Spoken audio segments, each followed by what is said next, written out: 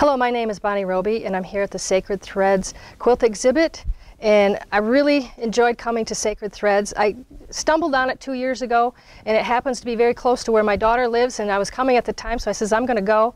And when I got here, I was really thrilled about just the atmosphere of the whole thing, and just being someplace where there's no competition and you can just enjoy what people, the meanings behind their quilts, and get a feeling for why they made what they did. So I really enjoy Sacred Threads, and I was determined to get a quilt in this show, and I actually got two, so I'm very thrilled about that.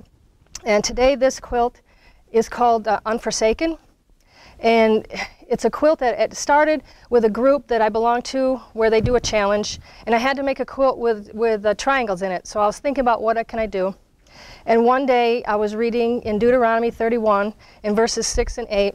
It talks about how the Lord wants you to be strong and have courage, and He will never forsake you or leave you. And so that started thinking, you know, how can I use that in some way? And then I have studied a little bit about Canadian geese, and one of the things that they do is when they mate for life, and so they never leave their mate. If something happens to it, they'll stay there with them. So I thought that was a good representation of that whole scenario of how I wanted to convey this.